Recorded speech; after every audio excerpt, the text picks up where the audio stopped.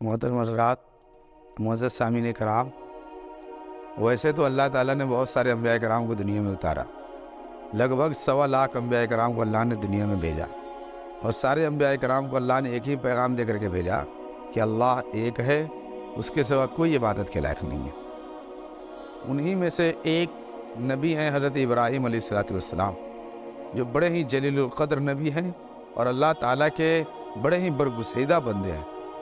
حضرت ابراہیم علیہ السلام کو کہا جاتا ہے کہ وہ اللہ تعالیٰ کے دوست، ابراہیم خلیل اللہ کہا جاتا تھا، وہ اللہ تعالیٰ کے دوست تھے. حضرت ابراہیم علیہ السلام کو اللہ نے جب پیدا کیا تو شروع ہی سے اللہ نے ان کو امتحان و آزمائش میں مبتلا کر دیا، چونکہ اللہ نے ان کو ایک ایسے گھرانے میں پیدا کیا تھا جس گھرانے میں صرف بت پرستی ہوتی تھی، پوجا پاٹ کیے جاتے تھے، کئی دیوی دیوتاؤں کے مورتیاں بنائی جاتی تھی. اور حضرت ابراہیم علیہ السلام جس گھر میں پیدا ہوئے تھے اس گھرانے کا تو یہ حال تھا کہ خود ان کے والد آزر جن کا نام تھا، ان کے والد خود بت بناتے تھے اور لوگ اس کی پوجا پاٹ کرتے تھے. اب بتائیے، ایسے گھرانے میں اللہ نے ایک بچے کو پیدا کیا. حضرت ابراہیم علیہ السلام جب دنیا میں آئے اور جب انہوں نے آنکھ کھولا، جب آپ کو جاننے اور بوجھنے لگے، تو آپ نے سب سے پہلے سوچا کہ ہو سکتا ہے یہ سورج کہیں خدا ہو جو سب سے اوپر ہے اور پوری دنیا کو روشن کیے ہوا ہے. لیکن پھر شام میں جب یہ سورج ڈوب گیا تو حضرت ابراہیم علیہ السلام کو یقین ہوا نہیں، اللہ یہ نہیں ہے کیونکہ یہ ڈوب گیا. پھر ابراہیم علیہ السلام نے شام میں رات میں سوچا یہ چاند ہو سکتا ہے کہیں خدا ہو، پھر وہ بھی صبح میں ڈوب گیا. اسی طرح سے میرے دوستو، بہت ساری چیزیں کو آپ یعنی کہ سوچتے رہے یہ بھی ہو سکتا ہے، یہ بھی ہو سکتا ہے، یہ بھی ہو سکتا ہے. آخر میں حضرت ابراہیم علیہ السلام کے دل میں اللہ نے یہ بات ڈالی کہ نہیں، کوئی تو ہے جس سارے نظام کو، سارے کائنات کو چلا رہا ہے. کوئی تو ہے جو اس سورج کو ٹائم پہ نکالتا ہے، ڈباتا ہے، اس چاند کو کوئی نکالتا ہے، ڈباتا ہے. یہ دنیا کے سارے نظام یوں ہی نہیں چل رہے ہیں. تو حضرت ابراہیم علیہ السلام نے اپنے دل میں سوچا کہ یہ ایسا تو نہیں میرا خدا وہ ہے جو دکھائی نہیں دے رہا. تو آپ نے یقین کر لیا. پھر آپ اپنے لوگوں کو دعوت دینے لگے. حضرت ابراہیم علیہ السلام گھر والوں کو سمجھانے لگے، لیکن وہ قوم ماننے والی قوم نہیں تھی. سارے لوگ ابراہیم علیہ السلام کے بارے میں اناپ شناپ بکواس کرتے تھے، برا بھلا کہتے تھے. ابراہیم علیہ السلام سمجھاتے رہیں، ابراہیم علیہ السلام اللہ کی عبادت میں لگے رہیں. ایک دن کا واقعہ ہوا کہ سارے لوگ، کہیں بہت بڑے ان کے کوئی پوجا پاٹ تھے، کہیں کوئی تہوار تھا جس میں سارے لوگ چلے گئے. حضرت ابراہیم علیہ السلام کو بھی کہا گیا آپ بھی چلیے. ابراہیم علیہ السلام نے کہا کہ نہیں، ہم نہیں جائیں گے. ابراہیم علیہ السلام گھر پہ ہی رہے. کچھ دیر بعد ابراہیم علیہ السلام وہاں اس جگہ پہ گئے جہاں پہ بہت ساری مورتیاں رکھی ہوئی تھی. ایگزامپل کی طرف جہاں پہ مندر ہیں بہت سارے مورتیاں رکھی ہوئی تھی. ابراہیم علیہ السلام نے ایک کلہاڑی اٹھایا، ایک ڈنڈا لیا اور سارے مورتیوں کو توڑنا ایک طرف سے شروع کر دیا. کسی کے ہاتھ توڑ دیے، کسی کے پیر توڑ دیے، کسی کے سر توڑ دیے، کسی کے کان توڑ دیے. اس کے بعد ابراہیم علیہ السلام نے اس کلہاڑی کو لے جا کر کے سب سے بڑی جو مورتی تھی اس کے کاندھے پہ آپ نے رکھ دیا. لوگ آئے تو دیکھے بھائی یہ کیا ہو گیا. لوگوں نے پوچھا بھائی اس نے یہ کون توڑا؟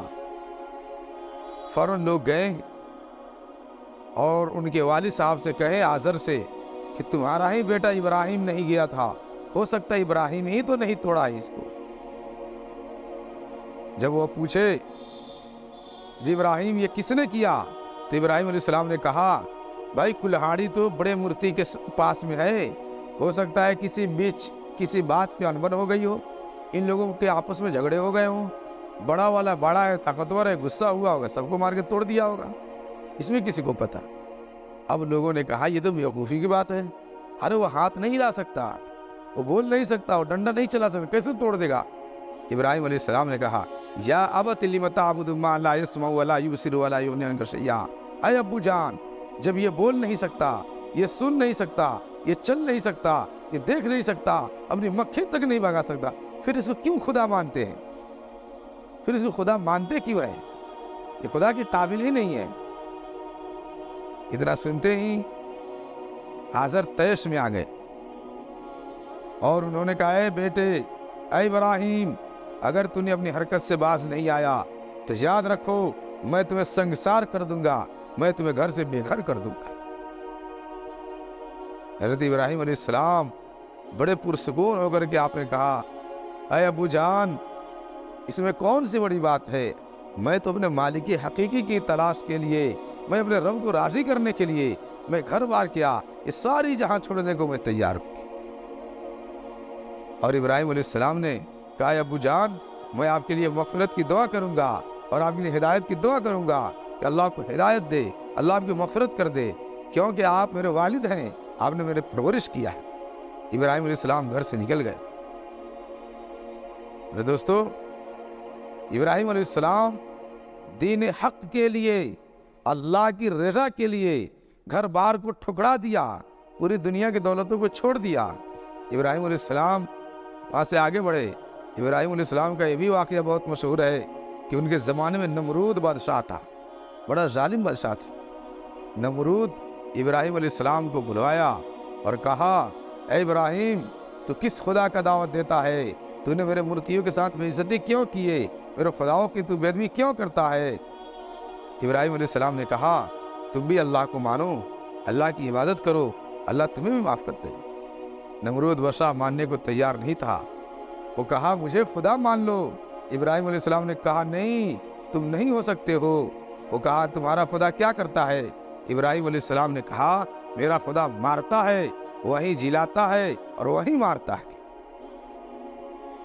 تو ایک شخص کو پھانسی کا حکم تھا، اس کو نمرود نے چھڑوا دیا، اور ایک شخص بے قصوروار تھا، اس کو پھانسی پہ لٹکوا دیا۔ کہا دیکھا ہم نے بھی کسی کو مار دیا، کسی کو بچا دیا، ارے یہ تو کام ہم بھی تو کر سکتے ہیں۔ ابراہیم علیہ السلام نے کہا میرا خدا صبح 6 بجے پورب سے سورج نکالتا ہے اور شام 6 بجے پچھم کی طرف ڈوبا دیتا ہے، تم بھی ایک بار نکال کر کے ڈوبا دو۔ اس کے بعد وہ لاجواب ہو گیا، بولنے کی اس کے پاس کوئی بات نہیں رہی، جواب کے لیے کوئی الفاظ نہیں رہے۔ اس نے کہا لکڑی اکٹھا کیا جائے اور اس میں آگ لگائی جائے، ابراہیم علیہ السلام کو آگ میں ڈال دیا جائے۔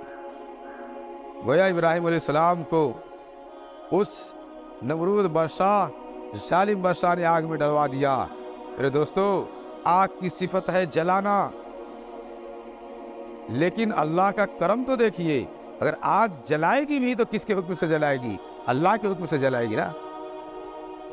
چھری کا صفت ہے کاٹنا، لیکن اسماعیل علیہ السلام کے گردن کو چھری نہیں کاٹی، کیوں؟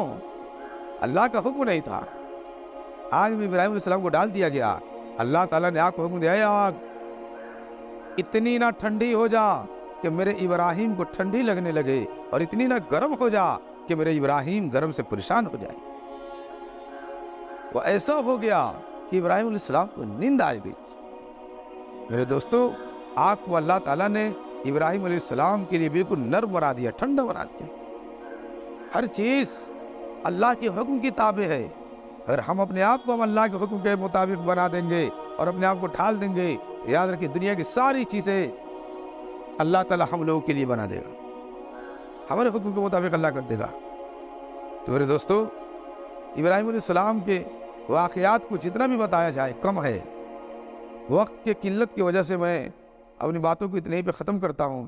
انشاءاللہ پھر موقع ملا تو ابراہیم علیہ السلام کے اور بھی بہت سارے امتحانات اور آزمائش کہ ان کے واقعات ہیں جن کو میں آپ لوگوں سے ضرور شیئر کروں گا، اور اس کے اوپر تفصیلی روشنی ڈالی جائے گی۔ اللہ تعالیٰ کا نصیب زیادہ ہم سب کو عمل کی توفیق دے، آمین سب آمین۔